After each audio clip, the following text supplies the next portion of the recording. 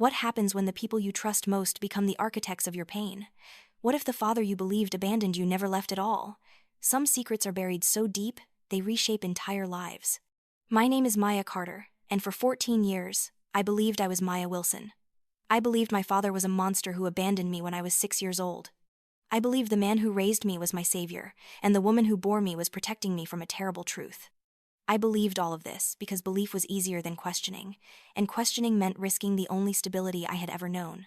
But belief, I would learn, can become its own prison. At 20 years old, I was working part-time at an art cafe in a small town 3 states away from where I grew up.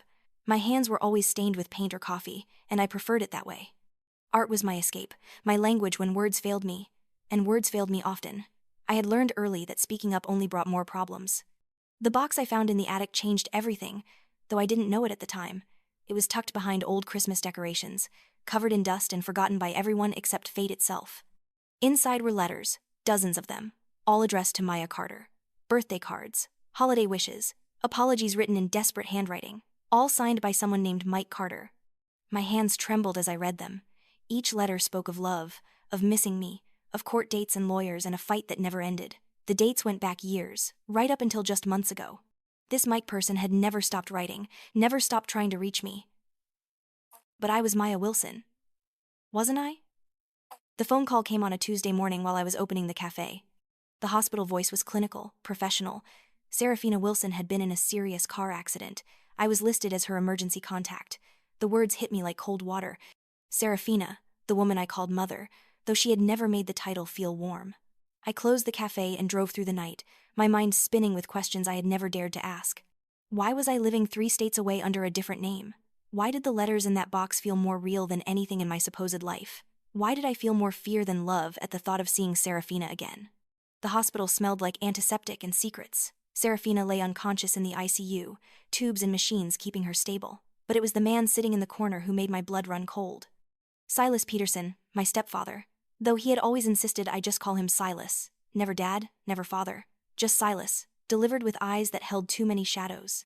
He looked up when I entered, and something flickered across his face. Not relief, not gratitude that I had come. Something more complicated, more calculating. "So you came back," he said, his voice carrying that familiar edge of judgment. "Thought you were too good for us now living in your fancy art world." I had learned not to respond to his barbs. 14 years of training had taught me that silence was safer than defiance, but something felt different now. Maybe it was the letters, maybe it was the distance I had put between us, or maybe it was simply that I was tired of being afraid. "How is she?" I asked, nodding toward Serafina. "She'll live." He stood up, moving closer, and I instinctively stepped back. Old habits. Doctors say she was lucky. Could have been much worse. There was something in his tone that made me study his face more carefully. A cut above his eyebrow, knuckles that looked raw. I had seen those signs before, in mirrors and hidden beneath long sleeves. "Were you in the car with her?" The answer came too quickly. "I was home, got the call same as you." But the hospital had called me first. Why would they call the daughter living 3 states away before the husband? The next few hours passed in a blur of medical updates and uncomfortable silence. Silas kept watching me, and I found myself remembering things I had tried to forget. The way he used to look at me when Serafina wasn't around. The casual cruelty of his words, always designed to make me feel smaller, less worthy. The way money was always tight, but somehow there was always enough for his drinking. I had escaped at 18, telling myself I was going to art school, but really, I was just running. Running from the suffocating feeling that nothing I did would ever be good enough, that I was forever in debt to people who had saved me from my terrible father. When Serafina finally woke up, her first words weren't relief at seeing me, they were panic. "Maya, what are you doing here? You shouldn't have come." Something about her fear ignited a spark of defiance I didn't know I still possessed. "I'm your daughter, where else would I be?" "You don't understand," she whispered, glancing nervously at Silas. "Things are complicated now." "Complicated how?" Before she could answer, the door opened, and a man walked in. Tall, with graying hair and eyes that looked like mine. He stopped when he saw me, his face going pale. "Maya?" The voice was familiar in a way that made my chest ache. Not familiar like a stranger, but familiar like a half-remembered song from childhood. "Who are you?" I asked, though something deep inside me already knew. "I'm Mike Carter." His eyes were wet. "I'm your father." The world tilted. Serafina made a sound like a wounded animal. Silas stepped forward, his face dark with rage. "You have no right to be here," Silas snarled. "Get out before I call security." But Mike didn't move. He was looking at me like I was a miracle he had given up hoping for. "I never stopped looking for you," he said softly. "I never stopped trying to find you." "She doesn't want to see you," Serafina said from her hospital bed, her voice stronger now. "Tell him, Maya. Tell him to leave." But I couldn't speak, because suddenly, everything made sense. The letters, the different last name. The way Serafina and Silas had always spoken about my father like he was a monster, but never with specific details, never with stories that felt real. "The letters," I whispered. "You wrote the letters." Mike nodded. "Every birthday, every Christmas, every time I missed you so much I thought my heart would break." "She never got them," Silas said with satisfaction. "I made sure of that." The admission hung in the air like a confession. I stared at Silas, seeing him clearly for perhaps the first time. Not the man who had saved me from a terrible father, but the man who had stolen me from a loving one. Why? The word came out broken. "Because..." Silas moved closer, and I could smell alcohol on his breath, even though it was barely noon. "You belonged to us. Serafina was mine, which made you mine too. I wasn't about to let some has-been programmer come along and ruin what we built." "What you built was a lie," Mike said, his voice steady but his hands shaking. "You manipulated the courts. You coached Maya to be afraid of me. You poisoned her against her own father." "I gave her a home," Silas shouted. "I fed her, clothed her, put up with her for 14 years. Put up with me. As if loving a child was a burden he had heroically shouldered, as if I should be grateful for the privilege of his tolerance." The room fell silent except for the beeping of Serafina's monitors. I looked between these three adults who had shaped my entire understanding of myself and reality, and I felt something shifting inside me. Something that had been sleeping was finally waking up. "I want to hear the truth," I said quietly. "All of it." What followed was the unraveling of my entire life. Mike spoke first, his voice heavy with grief as he told me about the divorce, about how Serafina had suddenly turned cold and distant, about how she had started making accusations, claiming he was violent, unstable, about how a 6-year-old Maya had stood in a courtroom and tearfully begged not to go with Daddy because Daddy was scary. "But I was never scary to you," Mike said, tears running down his face. "We used to paint together. You loved showing me your pictures. You used to fall asleep in my lap while I read to you." The memories he described felt like déjà vu, like dreams I had forgotten upon waking. A man with gentle hands helping me mix colors on a palette, strong arms lifting me up to see over crowds. A voice reading story after story until my eyes grew heavy. "I fought for 3 years," Mike continued. "Spent every penny I had on lawyers, but you kept telling them you were afraid of me, and eventually, the court said it was better for you to stay where you felt safe." I looked at Serafina, who was crying now. "Mom?" "I thought it was best," she whispered. "Silas said it was best. He said Mike would just confuse you, that you were better off with a stable family." "Stable?" The word came out like a laugh, but there was no humor in it. "You call what we had stable?" Because now that the lies were cracking open, other memories were surfacing. The way Silas's voice changed when he drank. The way he talked about money, about how much I cost him, about how I should be grateful for every meal, every piece of clothing. The way he made me feel like a burden, like damaged goods that no one else would want. And Serafina, always backing him up, always choosing his version of events over my reality. When I was 10 and tried to tell her that Silas had grabbed my arm so hard it left bruises, she told me I must have misremembered. When I was 15 and said his comments about my appearance made me uncomfortable, she said I was being dramatic. "You let him treat me like I was nothing," I said, the words coming faster now. "You let him make me feel like I was worthless. And all this time, my real father was fighting to see me?" "Silas loves you," Serafina said weakly. "Number." The word came out stronger than I expected. "Silas owns me. There's a difference." Silas laughed, a cold sound. Listen to her, getting all philosophical.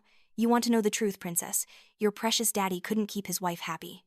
Couldn't provide for his family." Serafina came crying to me about how empty and pathetic her life was, how she wanted something real. "You seduced my wife," Mike said quietly. "You manipulated a vulnerable woman going through postpartum depression, and then you used her guilt to help you steal my daughter. I gave them both a better life." "You gave them a prison." The voice that came out of me was louder than I intended. "You turned my mother into someone who chose your approval over her own daughter's well-being.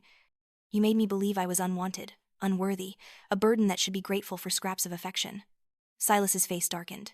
"After everything I did for you, after I raised you when your own father couldn't be bothered to stick around." "He didn't leave," I said, my voice getting stronger with each word. "You drove him away. You stole 14 years of my life. And what are you going to do about it?" Silas stepped closer, and I could see the mean drunk he became when challenged. "You think you can just walk back into his life and play happy family? You think he really wants you now? After all this time? You're not 6 years old anymore, Maya. You're damaged goods. Those words hit like a physical blow because part of me had always believed them. Part of me had always felt like I was fundamentally flawed, unworthy of real love. But then I looked at Mike, still standing there despite the abuse, despite the years of rejection, despite everything, still fighting for me. Yes, I said quietly. I think he does want me, because that's what real love does. It doesn't give up. The silence stretched between us, heavy with years of manipulation and lies. Finally, Serafina spoke. Maya, I'm sorry. I'm so sorry, I thought. I convinced myself it was right. But seeing you now, seeing how angry you are, how hurt, she looked at Silas. We stole her childhood. We stole her father. Don't you dare, Silas snarled at her. Don't you dare turn on me now. Not after everything we built together.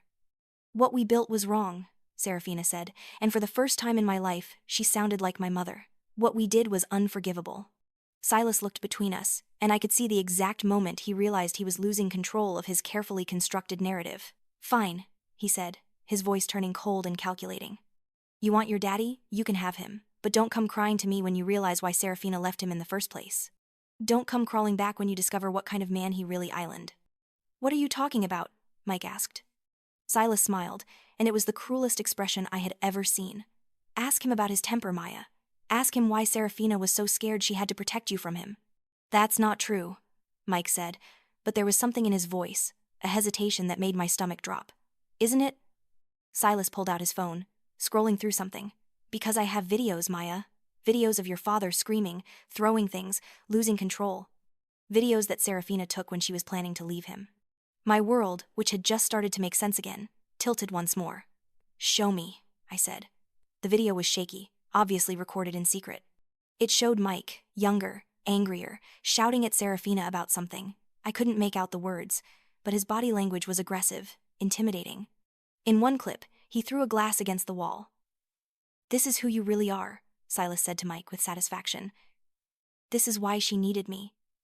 This is why Maya chose me. I looked at Mike, searching his face. Is it true?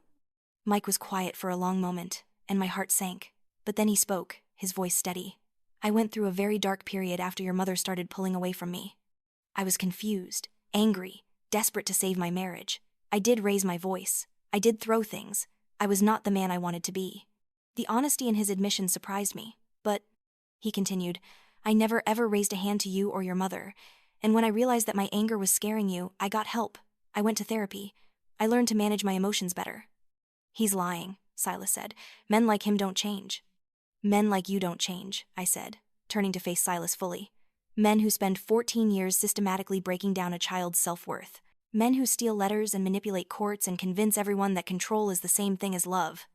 Silas's face flushed red. You little bitch. After everything I sacrificed for you. You sacrificed nothing, I said, surprised by my own calm. You invested in control. You bought yourself a woman and a child who would never question your authority, never leave you, never make you face the fact that you're empty inside. The slap came fast, catching me across the cheek with enough force to make my ears ring. For a moment, the room was completely still. Then Mike moved. I had never seen anyone move that fast. One moment he was across the room, the next he had Silas pinned against the wall. Touch her again, Mike said quietly, and I will forget every lesson I learned about controlling my temper. Mike, stop, I said, not because I was afraid for Silas, but because I was afraid for Mike. He's not worth it. Mike released Silas slowly, stepping back, but his eyes never left Silas's face. Get out, I said to Silas. Get out and don't come back. This is my wife's room, Silas snarled, rubbing his throat. No, Serafina said from the bed, her voice clear despite her injuries. Maya's right. You need to leave. We all need to figure out how to move forward from here. Silas looked between us, and I could see him calculating, trying to figure out how to regain control of the situation. But sometimes, power shifts so completely that no amount of manipulation can bring it back. You'll regret this, he said finally. Both of you. When this fantasy falls apart and you realize what you've given up, don't come looking for me. After he left, the room felt lighter somehow. Serafina was crying, but it was a different kind of crying than before. Cleaner somehow. I don't know how to fix this, she said to me. I don't know how to undo 14 years of wrong choices. I don't know either, I admitted. But maybe we can start by telling the truth. All of it. Over the next several hours, the real story emerged. Serafina had been struggling with severe postpartum depression after I was born. Mike, young and inexperienced with mental health issues, had tried to help but often said the wrong things, pushed too hard. Their marriage had been strained, but not abusive. Silas had worked with Serafina, had been sympathetic and charming during her vulnerable period. He had gradually convinced her that Mike was the source of all her problems, that she deserved better, that I deserved better. He made me feel special, Serafina said. Like I was this strong woman who was saving her daughter from a terrible situation, but really, he was just isolating us, making us dependent on him. The custody battle had been orchestrated carefully. Silas had coached both Serafina and me on what to say, how to act afraid of Mike, how to make him seem unstable and dangerous. A 6-year-old child's testimony, combined with videos of Mike at his lowest moments, had been enough to sway the court. I convinced myself it was true, Serafina continued. It was easier than admitting I had destroyed my marriage and stolen my daughter's father. But Silas? He never let me forget what I owed him. Every argument, every decision, every moment of doubt was met with reminders of how much he had sacrificed for us. I understood that feeling, the constant debt, the sense that you existed at someone's mercy rather than by right. And me? I asked. How did I end up 3 states away with a different name? That was my idea, Serafina said quietly. When you turned 18, you started asking questions. You found some old photos, started wondering why you had no memories of your early childhood that included Silas. I was terrified you would figure out the truth. So you helped me run away. I told myself I was giving you freedom, but really, I was protecting the lie. As long as you were far away, you couldn't accidentally discover what we had done. The full picture was devastating. 14 years of my life built on manipulation and lies, a father who had never stopped fighting for me, reduced to a monster in my mind. A mother who had chosen her own guilt and fear over her daughter's well-being. But as the truth settled over me, I realized something unexpected. I felt lighter. The constant sense that something was wrong with me, that I was fundamentally flawed and difficult to love, was lifting. Because the problem hadn't been me. The problem had been the lies I was forced to live inside. What happens now? Mike asked quietly. I looked at this man who was my father, studying his face for signs of the person I had been taught to fear, but all I saw was gentleness, sadness, and a hope he was trying not to let show. Now, I said, I want to learn who you really are, not the version Silas created, not the perfect father I might have imagined, but the real person. Mike smiled, and I realized I had inherited his smile. I would like that very much. The next few months were complicated. Serafina recovered from her injuries and finally left Silas, though the process was messy and difficult. He tried every manipulation tactic he had perfected over the years, alternating between rage, self-pity, and promises to change. But I had learned to recognize the pattern now. The cycle of control, the way he used guilt and fear to keep people trapped in his orbit. When he showed up at my apartment, drunk and angry, demanding that I come home and stop being selfish, I called the police instead of opening the door.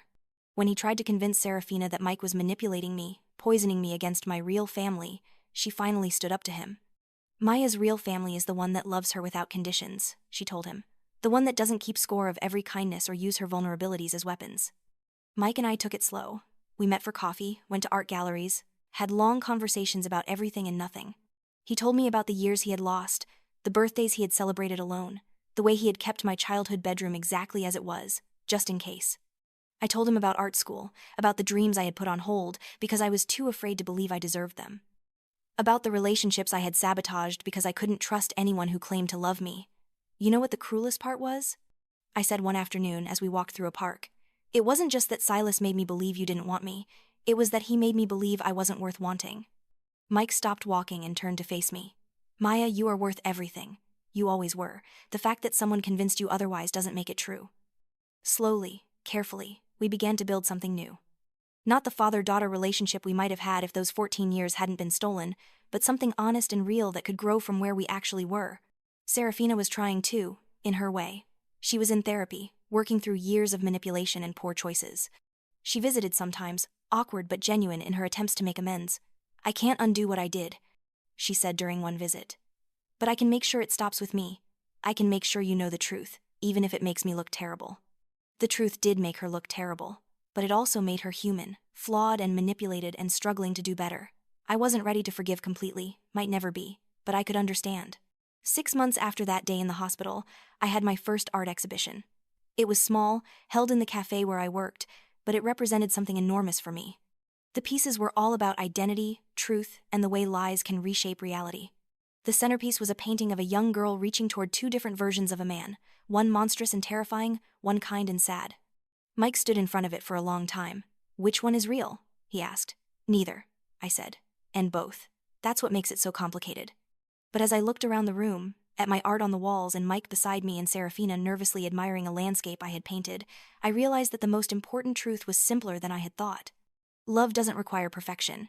It doesn't require that someone be without flaws or that the past be without pain. But it does require honesty, respect, and the willingness to choose someone's well-being over your own comfort. Silas had never been willing to make that choice, but Mike was. And slowly, so was Serafina. And maybe, finally, so was I. As the evening wound down and the last visitors left, Mike helped me pack up my paintings. "I'm proud of you," he said quietly. "Not just for tonight, but for everything. For surviving, for being brave enough to question the lies, for giving me a chance to be your father again." "You never stopped being my father," I replied. "Even when I couldn't remember it, even when I was afraid to believe it, you were still my father." He smiled, the same smile I saw in the mirror, and for the first time in 14 years, I felt like I was exactly where I belonged. The flame of revenge I had carried for so long had transformed into something else, the flame of truth, burning away the lies that had shaped my life. And in its light, I could finally see clearly who I was, who I had always been, and who I had the power to become. I was Maya Carter. I was an artist, a survivor, a daughter reclaimed, and I was finally, truly free.